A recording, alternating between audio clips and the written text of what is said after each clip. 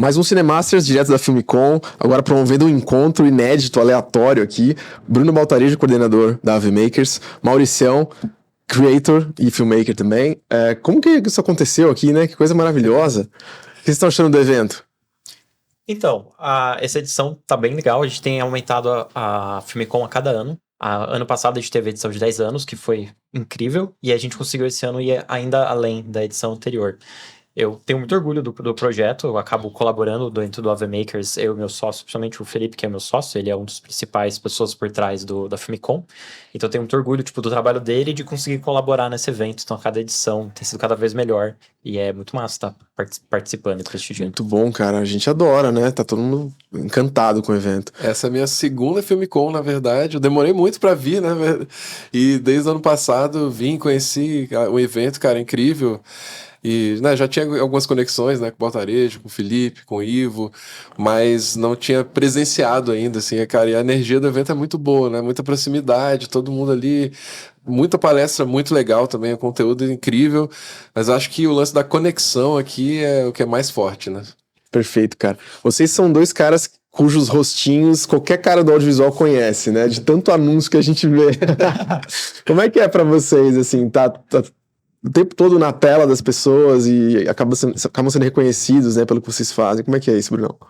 Então, eu acho muito legal, principalmente quando a gente tá num evento como o da Filmicom e outros eventos de audiovisual, encontrar o público. Porque quando a gente grava pro YouTube, eu imagino que você teve essa mesma experiência pro YouTube, pro Instagram, é a gente olhando pra câmera. A gente sabe que tá vendo um conteúdo que vai ser relevante pra alguém, mas a gente não vê quem é esse alguém. Aí a gente, quando vai no evento, a gente tem a oportunidade de conhecer pessoalmente. A pessoa vem, fala que gostou do conteúdo, que foi útil, dá uma satisfação muito grande. Pra você perceber que o que você tá fazendo não é em vão. Tipo, ela realmente tem um retorno e tá ajudando alguma pessoa. É porque gravar sozinho é um processo muito solitário, né, cara? E é muito doido, né? Porque, na verdade, o processo do criador de conteúdo, ele é um processo muito solitário, né? A gente vê os números, lógico, né? Pô, você soltou um vídeo, deu 20 mil views, mas o nosso processo é ali, a gente, nossa câmera no estúdio, né? Normalmente não é um espaço muito grande, aquele universo ali que a gente vai criando. E aí, quando a gente tem a oportunidade, né, de chegar num evento desse, assim, pô, você entra e você vê as pessoas olhando, assim, meio de rabo de olho pra você. Aí, posso tirar uma foto com você?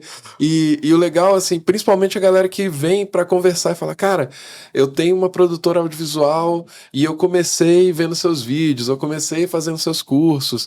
Isso dá um retorno muito legal, assim, porque eu acho que todo criador de conteúdo tem os seus momentos assim de, poxa, o engajamento caiu, dá uma balançada, mas quando você chega no evento desse, você vê que, independente dos números diretos, né, de um vídeo, você vê que aquela mensagem, aquele ensinamento que você passou, ele pode sim, né, efetivamente transformar a vida de uma pessoa, cara.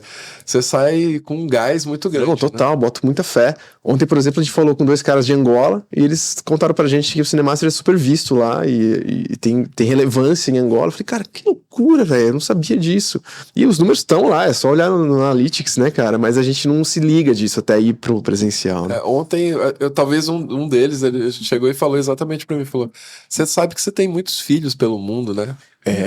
Como assim? Então, eu sou de Angola e vocês não têm noção o quanto o conteúdo de vocês aqui do Brasil é referência pra gente, assim. Se você olhar os números, você olhar, a gente busca muito e se inspira muito no que vocês fazem, né? E eu já vi um outro comentário ali no vídeo, né? O pessoal às vezes fala, não, que sou de Angola e tudo mais, mas o cara chegar e falar isso, né? E saber assim, a vivência dele, né? O que ele vê, pô, eu me arrepiei todo. E sentir, né, que tem uma gratidão legal ali, tem um retorno, é muito louco, né? É legal também ver que o evento acaba saindo dessa bolha de São Paulo, né? Tipo, traz pessoas não só do Brasil inteiro, mas de outros locais também do mundo. Vocês estão nessa educando, né, a nossa comunidade audiovisual já há muito tempo, né? Vocês podem contar um pouquinho sobre a trajetória, quanto tempo faz, como é que foi essa jornada, como é que tem sido ultimamente? Eu começo? Pode ser. Então, eu trabalho com audiovisual desde os meus 16 anos. Meu padrinho era editor, na época ainda da fita mini DV, da fita beta, antes da internet, produção de conteúdo ser uma coisa. E aí ele precisava de um assistente de edição. E aí ele me convidou para trabalhar como assistente. Nisso eu aprendi a editar em Avid. E E eu gostei da área. Eu não tinha ainda uma ideia do que eu ia fazer depois do colégio. Então eu aceitei, tipo, eu gostei do trabalho, tava me pagando, com essa idade era o que importava, tipo, eu tava gostoso de fazer e eu fui seguindo. E isso que eu fui seguindo, eu tive muita facilidade, principalmente na parte de pós, em aprender os softwares, e eu gostava muito de estudar, ler livro, ver curso. Então eu comecei essa jornada pra passar de assistente para editor, porque eu via pros editores, eu tinha muita vontade de eu estar montando uma história, criando um filme. E aí eu fui atrás, batalhei bastante. Nisso eu consegui meus primeiros trabalhos em produtoras. Depois que eu trabalhava com ele, eu comecei a trabalhar por conta, né, nas produtoras. E aí eu comecei a fazer um curso num centro autorizado da Adobe. Nesse centro autorizado da Adobe era uma nota, mas eu pensei, por ser um centro autorizado da Adobe, vai fazer uma transformação no meu currículo. Isso era lá em Curitiba, no Paraná. Eu já estava morando lá de volta. Eu sou daqui, mas eu morei a maior parte da minha vida lá em Curitiba. E depois que eu tava fazendo o curso, eu achei o curso meio mediano. E eu descobri que o professor em si não era autorizado da Adobe, que era meio marketing. E eu pensei, mas eu sabia, né? Eu descobri isso depois. Eu pensei, se esse cara que tá dando esse curso fez o curso e passou, eu passo. Aí eu fui atrás e fiz a prova da Adobe de certificação. E passei. Que legal. No limite, tipo, era 80%, o limite de corte, eu fiz 81%. Uma pergunta a mais que eu errasse, eu não passava. Mas foi a primeira que eu fiz. Eu estudei bastante, por exemplo, que a prova era em inglês, tinha toda a parte técnica que tinha que entender. Depois disso, eu comecei a fazer várias provas da Adobe de certificação, pra, tipo, realmente queria ter um peso no currículo e mostrar que eu sabia, que eu dominava as ferramentas. E isso acabou me dando a oportunidade de dar aula. E eu fui daquele garoto do colégio que tinha medo de fazer apresentação, de falar para as pessoas, de ir na frente. Então, quando me chamaram para dar aula, eu fiquei bem inseguro, mas eu adorei a experiência de trocar ideia com a galera, por ter conhecimento do que eu tava falando, eu me sentia confortável em falar. Coisa que geralmente eu sou mais introspectivo, tenho dificuldade em falar com as pessoas, mas quando eu entendo, pra mim é fácil, eu me solto.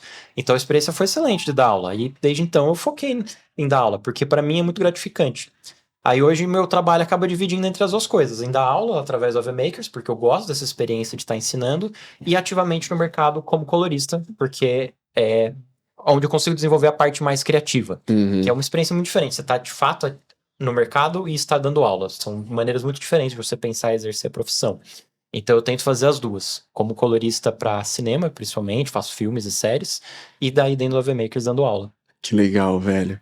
E a sua história, Maurício? Cara, minha jornada é muito louca, na verdade, mas esse universo do ensino, ele desde o início da minha carreira, né, eu comecei ele em 2002, trabalhando com áudio, mas em 2006 para 2007 eu fui fazer um curso numa escola chamada OSI, e era um curso de sound design na época, e me apaixonei pelo negócio, porque eu queria entrar nesse universo do cinema, e me aproximei muito da escola e acabei virando professor, né? Já tinha uma vivência ali do trabalho com áudio em si.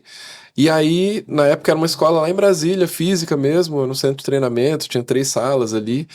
E em 2007 entrei para dar aula, comecei a me aproximar cada vez mais, comecei a coordenar alguns dos cursos, virei um dos sócios da escola. Ah, que legal. E isso foi, né, fisicamente até 2016.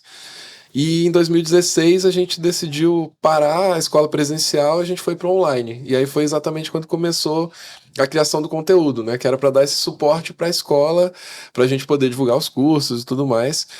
E aí em 2016 eu fiz uma loucura, que eu publiquei um vídeo por dia no YouTube durante um ano.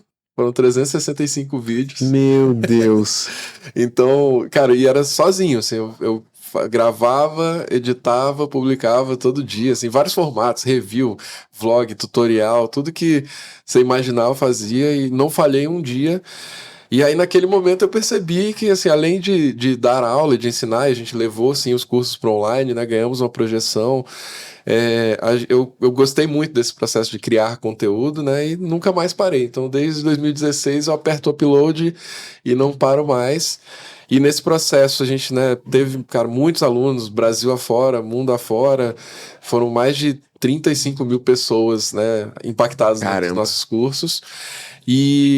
Mas aí no ano passado a gente decidiu parar com a escola, acho que foi muito tempo, assim, desde 2007 voando só com a escola, e aí eu decidi que eu queria criar mais conteúdos mesmo, continuar criando, mas trabalhar mais com publicidade, com as marcas, né? Então ainda tem o processo de ensino, porque isso está na minha veia, assim, eu sou um professor de fato, e uma coisa até curiosa, assim, né, que eu sou um nerd dos conceitos, né? E quando eu comecei a dar aula de software, de técnica, eu juntei a ideia da academia. E aí eu fui fazer mestrado, doutorado, e depois, né, comecei a dar aula na Universidade de Brasília também. Que demais, cara. Então, porque eu queria entender, sabe? Eu falei, cara, eu quero entender o que tá por trás, né? Não só da técnica.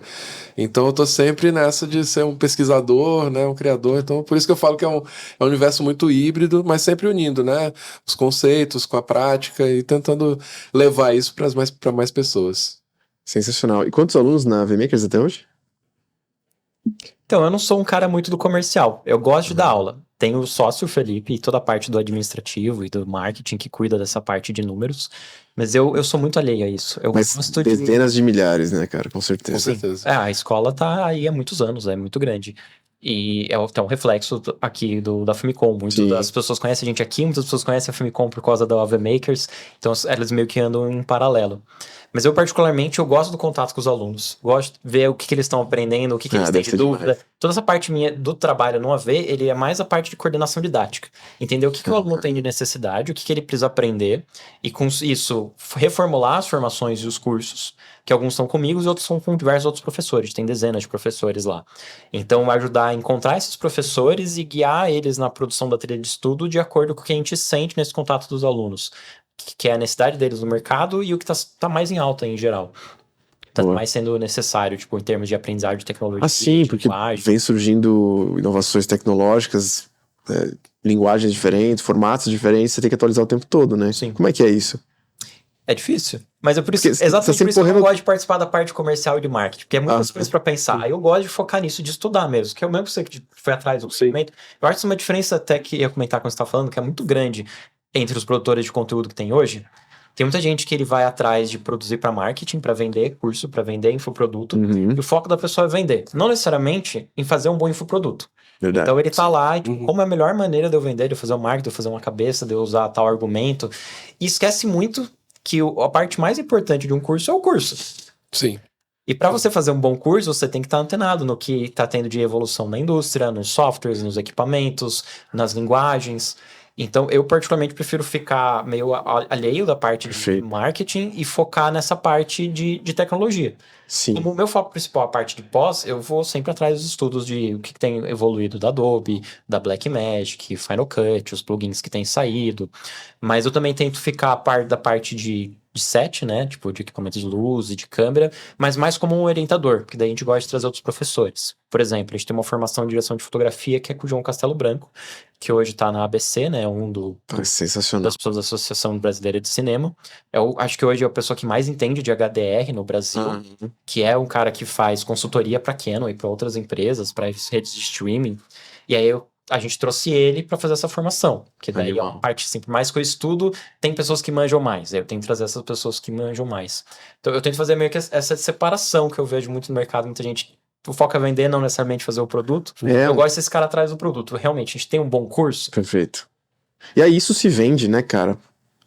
Né? Porque acho que é uma inversão de valores muito esquisita, assim, você colocar, né, a venda antes. Galera que anuncia, promete, vende, ainda não tem o produto, e aí corre atrás de fazer o produto enquanto a contagem regressiva tá rolando. Eu acho que dentro do universo do marketing digital, acho que esse é um dos problemas, né, que a gente vê, e que as pessoas se empolgam com a ideia de fazer um lançamento, né, de ter vários alunos, mas tanto não investem na qualidade em si da entrega do produto, não investem na qualidade do conteúdo mesmo, às vezes é uma coisa que o cara tem de impressões, assim. Eu falo muito assim, cara, tem gente que vende, eu testei uma coisa aqui pra mim e já vou transformar isso aqui num curso e vender. Cara, um caminho do ensino mesmo, assim, ele é muito maior, né, cara, e o que é legal também, o que vai vindo, que só vem com o tempo, é você ter esse contato, né, pô, é muito legal você vai ali, você compartilha seus aprendizados, né? Porque para mim, ensinar é a melhor maneira de aprender. Eu vejo muito isso, assim, né? Eu adoro ensinar porque quando eu vou ensinar algo, eu tô aprendendo isso de uma maneira diferente. Mas o maior aprendizado é você receber o retorno das pessoas, né? E ver, cara, eu consegui usar isso aqui funcionou para mim, isso aqui não funcionou para mim.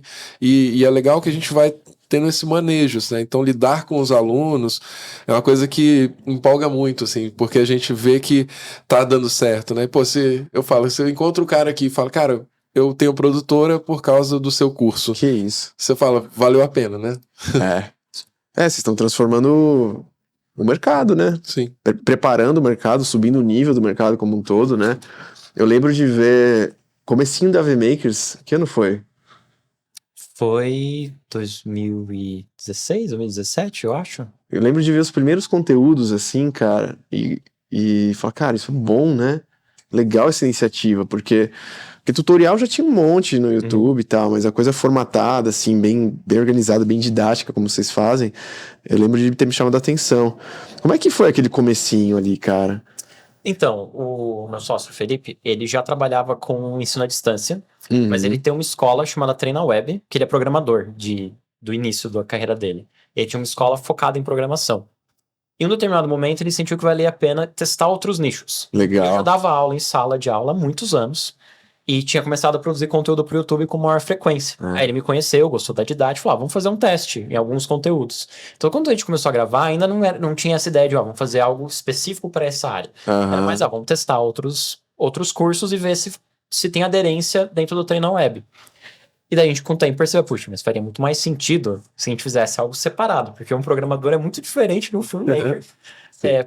Até alguns softwares podem acabar em alguma situação caindo em comum, mas não, é outra realidade. E aí ele já tinha Filmicom, o evento já existia, então ele já tinha essa proximidade com o pessoal do filmmaker, e fazia todo sentido, daí a gente ir numa direção de fechar um pouco mais o produto e ter algo separado. Daí a gente desenvolveu o AV Makers e trouxe essa ideia de ampliar dentro dessa área de pré-produção e pós-produção. Então, trazer mais professores que falassem sobre direção de fotografia, direção de arte, sobre roteiro, sobre cinema. E aí eu, dentro da parte de coordenação de pós, trazer outros softwares também. Então, trouxemos o AVE de Media Composer com o Cristiano da Proclass, que é lá do Rio. Sim. Aí a gente trouxe curso de Final Cut, tem de Blender, por um tempo Que de Blender, legal. agora tem cinema 4D. Enfim, daí a gente foi ampliando e a gente vai vendo as necessidades, vai trazendo. A partir do momento que a gente nichou, isso possibilitou, embora seja contra-intuitivo, mas possibilitou a gente crescer mais. Porque daí a gente conversa com o público certo, mas a gente consegue agregar mais cursos para aquele público. Perfeito, cara. Vou trazer uma polêmica aqui. O ensino ortodoxo, assim, de audiovisual, de cinema, sempre foi, na minha opinião, deixou muito a desejar, assim, né? Formou muita gente despreparada para o mercado. Essa é a realidade, né? Nessa nossa jornada, assim, de mais de 15 anos, a gente sempre recebeu profissionais iniciantes, assim, recém-saídos da faculdade, totalmente despreparados, assim. Que nunca foram para um set de verdade, que nunca puderam operar uma câmera de verdade. Qual que é o pensamento de vocês a respeito da graduação em audiovisual ou cinema versus um modelo livre, como foram as escolas de vocês? Cara, hoje eu, né, enquanto professor também do formato tradicional, eu vejo que se tem uma coisa que a universidade ela traz e que talvez as pessoas que vão no ensino livre talvez não busquem, talvez trazer esse lado um pouco mais histórico, você entender um pouco mais sobre a linguagem, porque às vezes as coisas estão muito rasas, assim, eu vejo às vezes, não, porque a estética de internet. Como assim? Estética vem da onde? Assim, né? Eu adoro isso, porque, gente, na internet tem de tudo. Tem todas as estéticas na internet. O que é a estética da internet? Aí eu falei, como assim, cara? Porque as pessoas às vezes usam coisas e até falam coisas que não sabe de onde vem, sacou? E se você for voltar na história do cinema, tá lá e tá justificado. Então acho que esse lado é muito legal. Mas ele por si só, se as pessoas não souberem usar isso, né, e aplicar e misturar, na verdade, as duas coisas, elas não vão sair preparadas da faculdade. Né? Eu acho que o aluno hoje que está numa faculdade, que está buscando esse ensino tradicional, se ele não se movimentar, né? Tem aquela história, né? Quem faz o curso é o aluno, né? Então, ele realmente tem que se envolver. Acho que ele está num lugar propício, mas ele tem que tirar proveito disso, né? De participar das produções, estar em set de filmagem, fazer estágio, estudar, continuar vendo YouTube. Então, misturar as duas coisas, né? Assim como o autodidata, e, cara, eu sou um cara muito autodidata, na verdade, e aprendi muita coisa sozinho na raça, mas a gente precisa também tentar entender, né, de onde vem, assim, né? Sim, mais embasamento, raso, né? Falar, pô, vi um rios aqui, aquilo ele se tornou uma verdade absoluta, né? Não é isso. Então, acho que eu gosto de lidar com os dois meios e eu acho que eles podem se misturar muito bem, né? Tanto o tradicional indo para novidade, digamos assim, né? Quanto o autodidata voltando um pouco e buscando bases mais sólidas, né? Perfeito. O que você acha, Brunão? Então, eu concordo contigo. Eu acho que são dois formatos de ensino que eles não se neutralizam. Em muitas situações eles se complementam. É claro que cada um tem suas vantagens e desvantagens. No presencial, você tem que ir presencial. Sim. E às vezes você está numa cidade que não tem uma boa graduação na área que você deseja. Sim. Ou você vai ter que ir até uma capital, e aí vai ter todas as questões logísticas de uma mudança, de ter De grana também. Não é tão fácil. E o EAD permite você estar em qualquer lugar do mundo estudando. Em contrapartida, no presencial é muito mais fácil você fazer networking, de conhecer outros profissionais, alguém te chamar para um job, você tem essa troca que é muito positiva. E que online é você e o computador. Exige também muito mais do cara ter uma autonomia de ensino e um controle tipo, da sua agenda, do tempo de estudo, de colocar em prática, que na sala de aula você acaba sendo um pouco mais obrigado a fazer isso. No EAD você tem ter essa disciplina vinda de você. Então eu acho que ambos os formatos são excelentes. Claro que vai depender da faculdade que você tá e do EAD que você tá fazendo. Você vai achar EADs ruins assim como faculdades ruins e EADs bons e faculdades boas. Cursos livres bons e ruins também. E às vezes o mesmo pode ter um professor que é bom, outro que não é. Enfim, tipo, nada vai ser 100%, mas vai ter vantagens e desvantagens. E para algumas pessoas vai fazer muito mais sentido estudar através de uma plataforma online e para outros vai fazer mais sentido no presencial. E o ideal, se puder, é fazer os dois. Porque daí você vai trazer muitas bases sólidas numa graduação formal e no online você vai estar para sempre estudando. Porque aí tem a ideia da educação continuada. Os softwares sempre vão estar evoluindo, linguagem sempre vai estar melhorando, vai estar mudando, vai ter outros temas que não foram abordados na sua graduação e que você vai querer ampliar isso dentro do seu estudo. E aí o online é excelente para isso. E acrescentaria aí um terceiro elemento que é a prática, né? Ir pro set, ir trabalhar, fazer um estágio numa produtora, sei lá, né? Sim. Ou mesmo fazer seus próprios filmes, testar, errar, né? Acho que esse conhecimento empírico de quem se arrisca e se mete a fazer, assim, mesmo sem saber, sem ter o embasamento, acho que é muito importante, cara. Sim. Porque quando vem o embasamento, quando vem a teoria, quando vem o fundamento, você liga os pontos, né? Exatamente. Isso é muito massa. Eu lembro que quando eu comecei, assim, eu comecei muito na prática mesmo, assim. A gente comprou uma câmera e começou e cara, a gente errava muito. E cometia erros muito, muito básicos, assim. Tipo, rodar com o shutter totalmente errado, assim. E não entender por que ficava ruim, né? E aí depois, é só um exemplo, mas quando eu fui trazendo mais conhecimento técnico e mais embasamento, eu fui ligando esses pontos. Pô, então é por isso que ficou daquele jeito? É por isso que eu não consegui fazer aquela cena? Então, eu acho que o complemento, assim, dessas três frentes é o melhor dos mundos, né? Sim. Como é que vocês veem essa nova leva de filmmakers, assim, que tá chegando no mercado agora, que aprende muito via creators, via uma VMakers, por exemplo. Como é que vocês veem esses novos entrantes no mercado e o futuro do nosso mercado? Cara, eu acho que a gente tá num momento que... Primeiro, né, nunca se teve tanto conhecimento aberto, né? Isso é muito bom. Acho que se tem uma coisa que a gente pode se orgulhar, né, digamos assim, né, eu e o Baltarejo, a gente tá aí quase no começo dessa leva, assim, né? Verdade. De youtubers brasileiros, né, trazendo conteúdo e tudo mais. Quando então, tudo era mato, vocês estavam fazendo vídeo lá, já. Tava lá, pelejando e foi muito massa, assim, né? Desde mais ou menos a mesma época ali a gente começou. Então, acho que e o fato da gente ter tanto conhecimento, assim, é muito rico, né? E conhecimento em português, super atualizado, né? Porque antes a gente, cara, tinha que pegar um livro, não sei da onde, ou baixar uma apostila, e tudo em inglês e tudo mais. Hoje a gente tem muito acesso. Mas, ao mesmo tempo, acho que tem muita gente que às vezes está começando e achando que o negócio é fácil demais, sabe? E eu acho que esse é um cuidado, e vem muito do que você falou.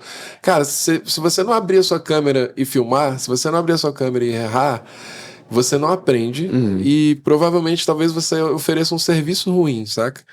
Então, eu acho que a gente tem que ter um cuidado, assim, que quem tá chegando, essa nova leva, tem que ralar mesmo, sabe? E também saber aprender no set, aprender com pessoas que têm mais experiência, assim, me assusta um pouquinho, às vezes, a galera que chega, tá muito no início e já tá, não, porque eu sou tal cara, né? E às vezes porque ganhou uns seguidores a mais no Instagram e tudo mais.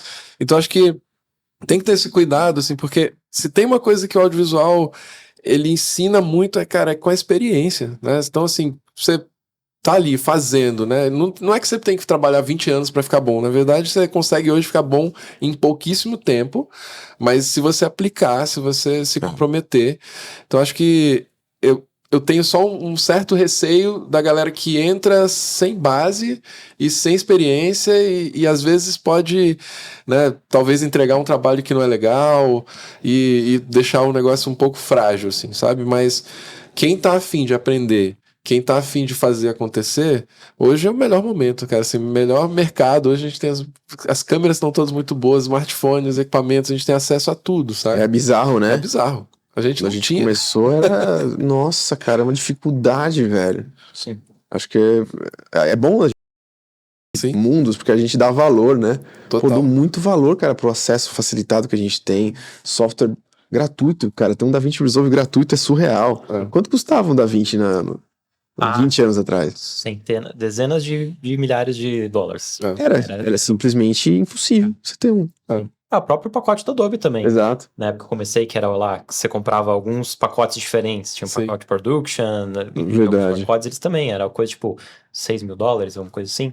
Não era acessível. Inclusive, eu acho que essa é uma discussão interessante que vem de conta que vocês tinham acabado de perguntar. Que é difícil fazer essa análise e falar dos novos filmmakers, desse novo mercado, porque não existe um mercado, existem vários mercados. Exato. E esse Sim. mercado, ele mudou ao longo do tempo, mas ao mesmo tempo que ele mudou, não foi assim que o mercado mudou, mas ele foi ampliando novas camadas de produção audiovisual. Quando eu comecei, que eu comentei, era época ainda mini DV, o software ainda você comprava o pacote caríssimo, então não era algo viável você ser um filmmaker. Porque Sim. até as câmeras, as Betacams e tal, eram equipamentos muito caros, você precisava ter uma digitalizadora, precisava ter um mojo da Avid para transformar o material em digital e jogar dentro do Avid. Então toda a infraestrutura era muito cara. Então era uma produtora de audiovisual que atendia grandes clientes e contratava Perfeito. pessoas para trabalhar lá dentro. Mas eu não, como pessoa, não conseguia atender aquilo. Até porque, E aí- Brunão, mesmo se você fizesse um vídeo, onde você ia passar esse vídeo? Exato. Sim. Esse é um ponto também. Ele só ia pra TV. Só ia pra além de TV, ser caro, ele só ia pra mídias que era caro também transmitir. Então, os produtos eram muito grandes. Perfeito. Aí, quando veio a 5D, e junto também, na mesma época, o YouTube, trouxe uma possibilidade de produção de audiovisual muito diferente, que você fazia a produção muito mais barato, editava muito mais barato, depois a Adobe também passou a ser assinatura, também tornou mais barato, e a veiculação pelo YouTube, ele também. Você não tem o mesmo custo de transmissão do material, mesmo que você pague o anúncio, não é nem um pouco parecido com você passar na televisão. Sim. Mas isso não fez com que o material para TV não deixasse de existir. Pois é. Não, ele trouxe uma outra camada. E muita gente teve preconceito no começo da DSLR, da produção para internet, e hoje é o normal. É. E aí agora com a produção para mobile, cada vez mais gente vindo com o celular para gravar e fazendo anúncio direto pelo Instagram, e anúncios que estão tudo muito curtinho. É uma outra linguagem, é um outro formato que não faz o outro não existir. Continua tendo comercial para TV, continua tendo produção para cinema, continua tendo tipo produções enormes como o da O2, publicidades grandes como da Coca-Cola, mas também tem produções pequenininhas feitas no celular para a padaria da esquina que vai fazer um anúncio e beleza, isso é legal. Então quando a gente vai julgar, mas talvez o conhecimento técnico desse cara que está começando com o celular não é o mesmo do que o que vai fazer parte do pipeline de pós-produção do A2, mas não tem também que Talvez ter não precise, mesmo, né? porque é outro nicho, é outro mercado. São vários mercados acontecendo em paralelo e que requerem conhecimentos um pouco diferentes em cada um deles. Alguns vão ter que ter um nível de domínio técnico e de ferramentas e principalmente de fluxo, como lidar com os outros profissionais, diferente de outro que vai fazer por conta própria tudo sozinho e resolver um problema mais rápido, mas que faz sentido para aquele nicho. Muito interessante esse ponto, porque o Creator Mobile, por exemplo, hoje em dia, ele pode ter uma puta de uma performance, ele pode ter um baita de um sucesso sem ter esse embasamento, mas com outras skills, Sim, né? Com outras habilidades, que é uma habilidade, às vezes, de comunicação com quem ele tá filmando ali, uma edição no smartphone mesmo, criatividade, é outro bicho, né? São skills bem diferentes. Você pode pegar um puta editor pra cinema, um cara que faz uma montagem, tipo, Cidade de Deus. Faz essa trend aqui. E ele não consegue né? fazer um vídeo pra Reels com a pegada que segure o público. Exato. Porque são mídias muito diferentes, mas é diferente de pensar em edição. Eu, particularmente, que trabalho já há muito tempo atrás, pra mim é muito fácil pensar num filme pra cinema, e eu acho muito difícil de pensar num stories pra Instagram. Até porque pensar a montagem. somos de uma geração diferente que não nasceu, né, com isso, Exato. né, na mão o tempo todo, né? É interessante esse ponto de vista, cara. E isso, às vezes, a galera mais jovem é muito fácil. É natural, é parte óbvio. da linguagem que eles consomem e que eles reproduzem. Assim como para nós talvez seja um pouco mais natural a relação com o filme, porque era o que a gente consumia a maior parte do tempo, Sim. né? Era praticamente o único entretenimento, né, audiovisual que a gente consumia. Interessante essa visão, cara. E, cara, e aí entra um outro aspecto aí, mais um elemento que muda tudo, que é a IA, né? Sim. Acho que vai criar, aí, bicho, vai criar muitas mais camadas aí. O que vocês acham que vai acontecer, cara, próximos anos? Cara, A IA é uma discussão, né? Assim, tem muita gente que vai na linha de, nossa, a IA vai roubar nosso trabalho. Para mim, assim, a IA já é uma realidade e ela já tá, às vezes, em camadas que a gente nem para pensar que é IA, né? Mas eu falo assim, a IA ela veio para facilitar o nosso trabalho. Acho que é isso que a gente tem que entender. Ela é uma ferramenta, a gente tem que aprender a lidar com ela e usar, né? Em cada uma das produções da melhor maneira possível, né? Que vai vir desde uma legenda automática até você gerar uma imagem em alta definição do zero, né? Então, o filmmaker ele tem que aprender a lidar com a IA, entender que ela vai estar em todos os lugares, está na câmera, está no software, né? Tá nas páginas, está onde você colocar.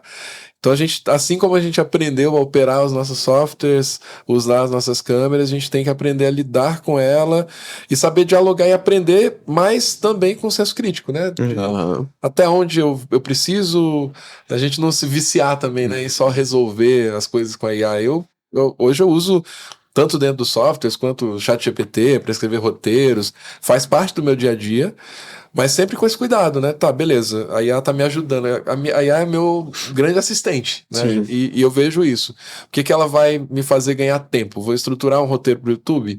Cara, vamos lá conversar com ela. Me diz aí uma estrutura, só pra eu ter uma ideia. Sim. Legal. Agora eu vou filtrar, vou dar a minha cara, vou ajustar e vou criar a partir dali.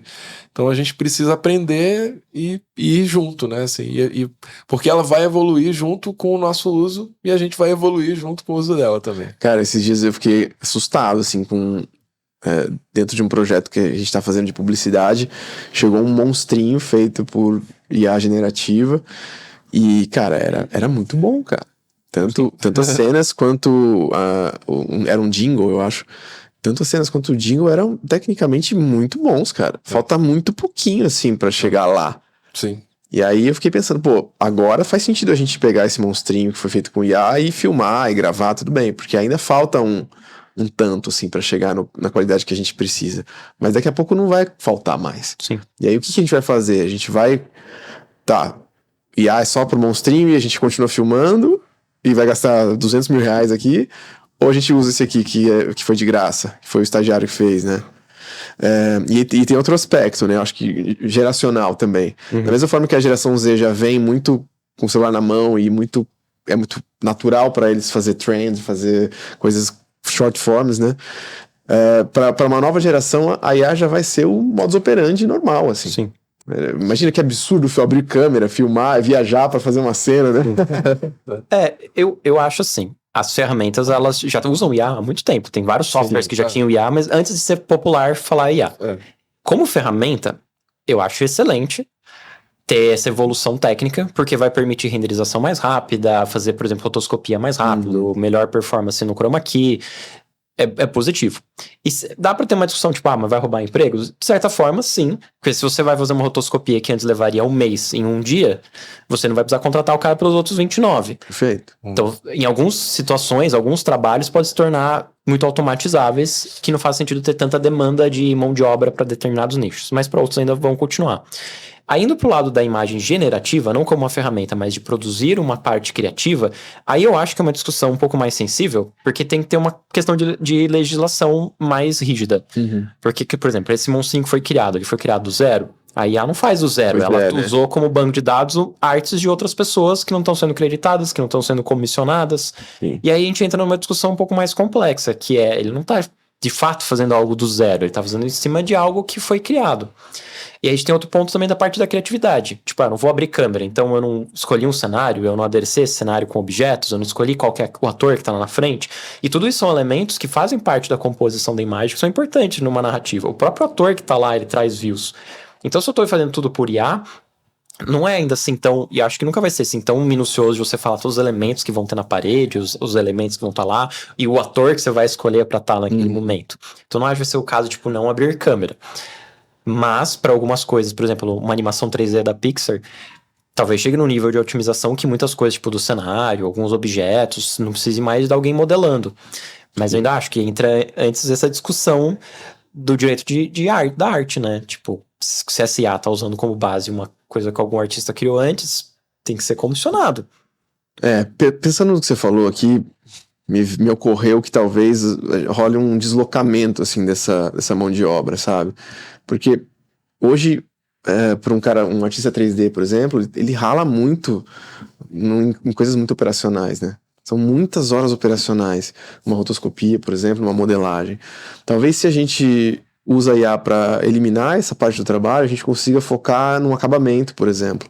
Então, como é que eu vou fazer esse 3D que já é excelente ficar um nível acima ainda? Sim. Sabe? Num trabalho de iluminação, um trabalho de textura, que aí eu acho que é um pouco mais sensível no sentido de depender do pensamento crítico, do conhecimento técnico de quem tá supervisionando, né?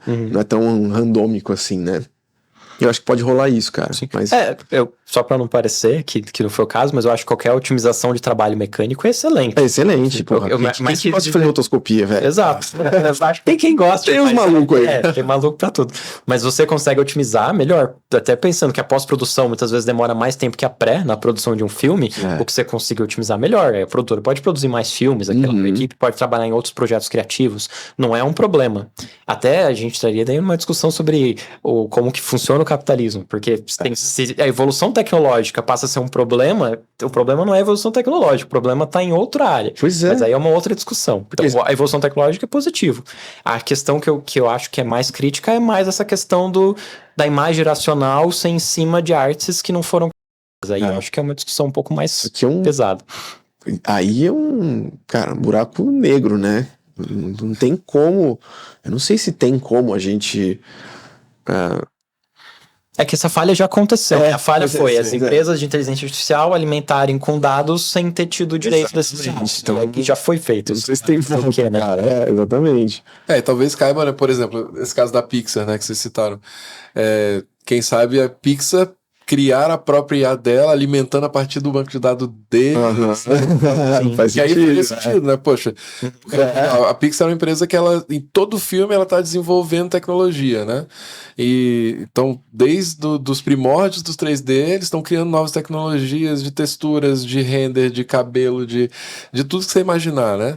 E se eles pegarem toda essa tecnologia que eles têm, né, tudo que eles estão desenvolvendo, eles alimentarem aquilo, né, e aí a partir dali criarem, sabendo que eles detêm, né, os direitos, aí seria o melhor dos mundos. Interessante, cara. Mecânico, né? Resolvendo o problema da... uma realidade. O Nick, você chegou a conversar com o Nick Mafton? Ele fez uma das palestras na Filmicon. Não. Ele trabalha com pós-produção e uma das ferramentas que ele usa, diversas ferramentas já, né, é uma das áreas de estudo dele. Ele trabalhou agora no Estômago 2. Então ele faz vários projetos grandes. E uma das coisas que ele tava conversando um dia com ele, com a nossa equipe do AVMake, a gente fez um podcast, uma gravação com ele. E um dos temas foi sobre isso. Ele falou que ele tem um computador com uma placa de vídeo que ele comprou específica para alimentar IA, porque no projeto ele precisava usar a IA, só que ele não pode correr o risco desses dados vazarem. Então ele não pode usar uma plataforma de IA aberta, porque vai estar alimentando a plataforma de IA com itens de um longa-metragem que é fechado. Não é o caso, na verdade, do Estômago, era um outro projeto que ele tava, pelo que eu entendi. Teria que conversar com ele pra entender mais os pontos. Mas o fato da discussão com ele que eu achei legal é isso. Tipo, ele já trabalha com essa ideia de IA fechada dele. Interessantíssimo, cara. Porque tem essa questão de dados também, que você tem que pensar. Não só de você estar usando dados de outros, mas os seus dados não vazarem também. Muito bom. Não tinha pensado por esse lado, cara. Resolve tudo. É o melhor dos mundos, né? Sim. Dado a circunstância, né? Fazer só mais um comentário aqui. Puta, deu branco. Eu olhei pra você e esqueci. É sobre IA. Depois você lembra de cortar, hein, Gabs? Cadê a IA pra ajudar? Pô, é verdade. Eu tava discutindo sobre o fato usar a IA fechada na produção. Esse foi o último ponto. Que IA fechada. ele já faz isso. Isso resolver esse universo da gente usar nas produções de uma maneira mais efetiva. Era isso que eu ia falar. Eu acho que o nosso mercado ele tá sempre em busca de eficiência, no sentido de como é que a gente consegue fazer mais assertivo, mais rápido, mais barato, mas tem um outro lado do mercado que também quer o craft, assim, também quer, por exemplo, um filme feito em película em 2024, sabe? Então, nosso mercado é muito louco, né? A publicidade, por exemplo, você acha, não, a publicidade vai buscar sempre a eficiência porque a gente precisa fazer mais com menos. Aí você vai ver e as marcas grandes estão fazendo filmes caríssimos, assim, que não precisava gastar tanto dinheiro. Então também tem um contrafluxo, assim, de tipo, cara, se tudo é artificial, então o meu tem que ser natural, tem que ser real, né? Eu acho que eu vejo isso como um caminho também. E me ocorreu também que, bom, vocês viveram isso, né? A indústria fonográfica é um exemplo legal, assim, de um mercado que era muito consolidado, naquele formato, assim, né, de gravadoras, quase que um monopólio, centralizando tudo, pouca gente ganhando muito dinheiro, artistas sem muito acesso, sem muitas possibilidades. Veio Napster, veio MP3, veio pirataria e disruptou tudo, né? Derrubou o mercado como um todo, a indústria praticamente quebrou, a galera ficou sem saber o que fazer, né? Sim. E as coisas foram se acertando, né? Aí vem as plataformas de streaming, acertam um modelo de negócio que pelo menos resolve a pirataria, resolve a distribuição. E eu acho que pode ser que a gente viva algo parecido, saca? Não sei dizer, porque a parte do Spotify também é uma discussão meio crítica, porque Sim, a questão pros de comissionamento deles é bem baixa. É. Aí o artista independente, às vezes, ele ganha em distribuição, mas ganha e é risório. Tipo, beleza, é mais fácil distribuir do que era antigamente, mas não traz um retorno. Mas que já é uma realidade, por exemplo, no YouTube, por exemplo, se você é criador de conteúdo. A gente, infelizmente, a gente é refém de poucos players, poucas plataformas que quase monopolizam, né? Sim. Aí eu acho que é um efeito colateral disso tudo, né? É um mercado bem complexo, né? Essa parte de toda a distribuição e de produção de conteúdo tem muitas nuances. É difícil de avaliar dessa forma. É. Galera, papo massa, hein? Excelente. Curtiram? Demais. Massa demais. Obrigado, Maurício. Um prazer imenso. Não, valeu. Valeu você. Bom evento pra vocês. A gente se vê lá fora. Massa. E a gente se vê no próximo. Valeu, galera.